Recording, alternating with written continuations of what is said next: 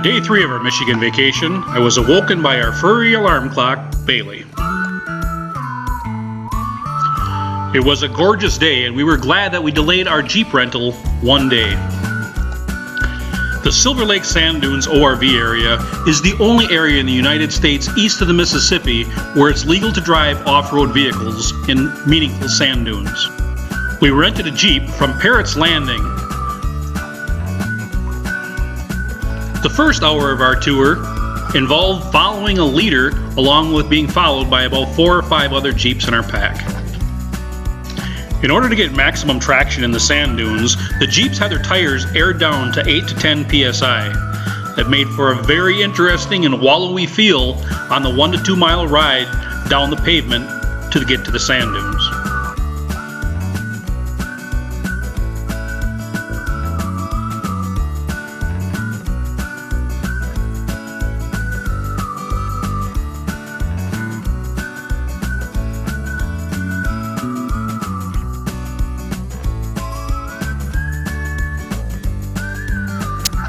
While we enjoyed the Mac Woods Dune Tour we took the day before, the main attraction for us was getting in the dunes in a Jeep of our own.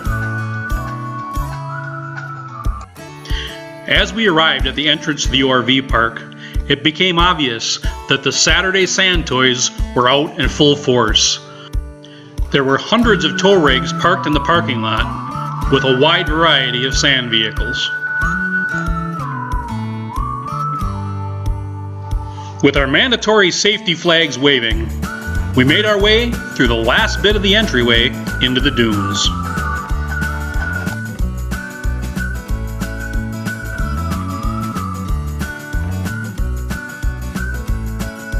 Our excitement was building as we hit the dunes.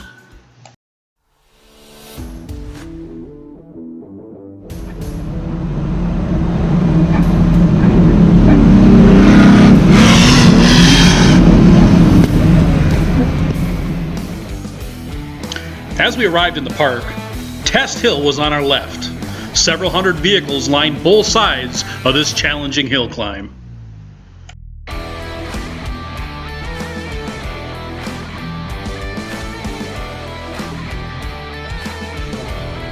As we crested the next dune, the flat drag racing area came into view.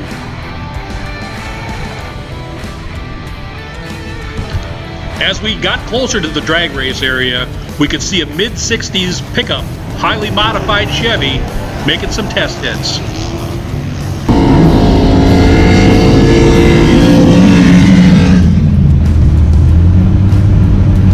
Some of the custom-built long travel buggies can cost upwards of $200,000. With supercharged V8s, they're powerful enough to wheelie on water. We even spied this highly lifted Polaris Ranger with enormous tires. Atop the dunes afforded a spectacular view of Lake Michigan.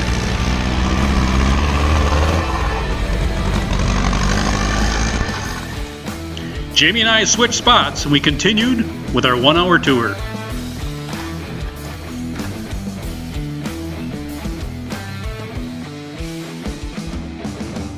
The steepest dunes in the park are designated for one-way travel only. Our Jeeps weren't allowed in those areas, so as we were out and about, you had to keep your head on a swivel, because vehicles could come at any time from any direction.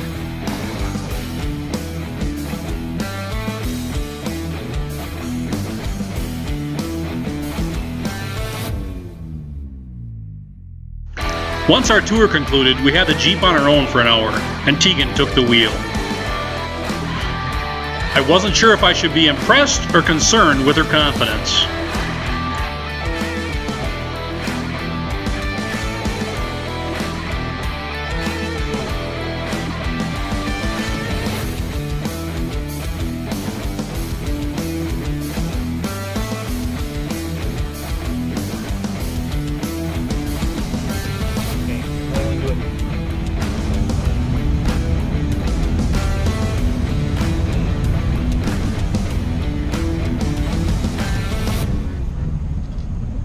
Go to that one? Sure. After one successful hill climb, Tegan put the hammer down on a very large hill.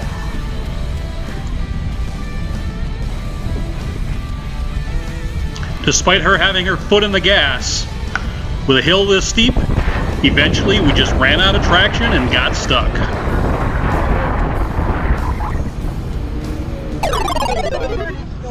Stop. Put it in reverse. Back down. Just let your foot up. Brake. Slow, Dad. Huh? Slow. I know Yeah. what I'm doing. I've done this with the Rio before. You what? I know what I'm doing. I've done this with the Rio before.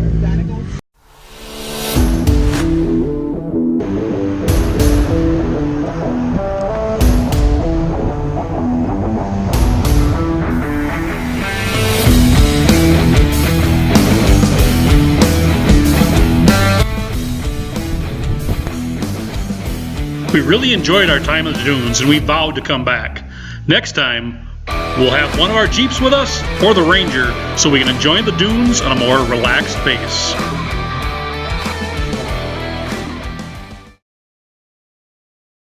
After our time in the dunes, the girls had a hankering for horsepower of a different type.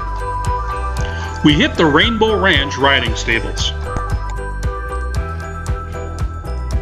While they had some draft horses that might have held me, I decided to sit this one out.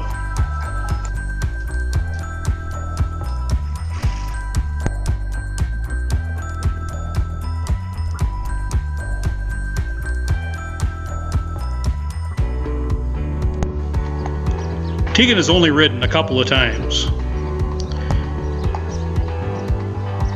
Jamie grew up with horses, and though it's been a while, it was just like getting back in the saddle again.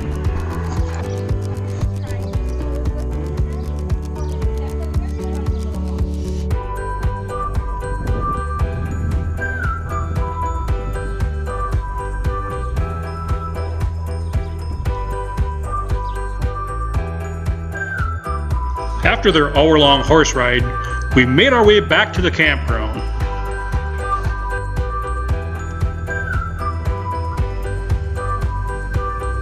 Jamie made some awesome Instapot jambalaya, and I treated myself to some north of the border brews.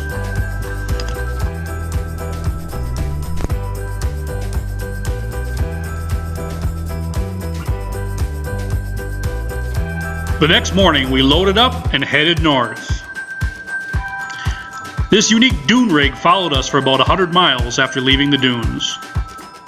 After about 4 hours of driving, we arrived at the KOA campground just outside of Mackinaw City. It was only a couple miles from where we'd stayed our first night.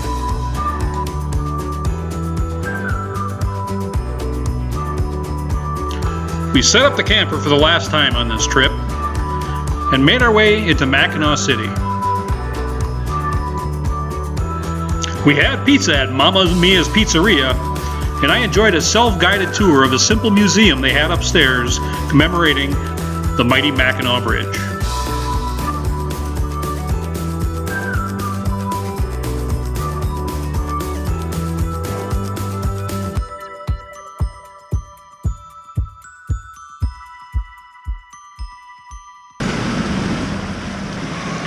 Tegan was vacationed out, but Jamie and I made our way to catch one last sunset on our trip.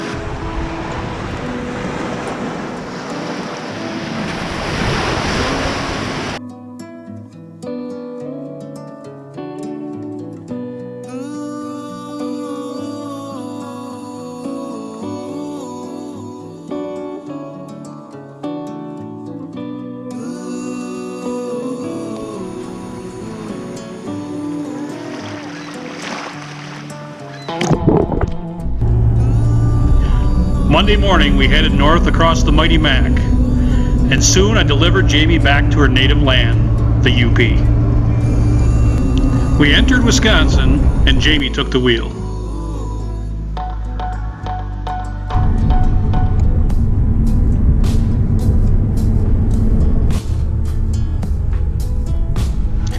After about 5 hours of driving, we arrived back home.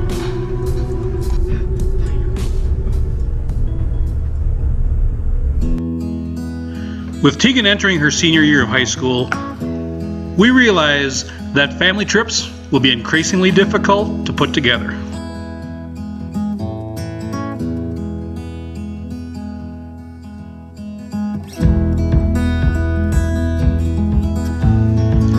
we didn't travel too far. We saw some really unique sights, had some new adventures, and just had a lot of quality time together.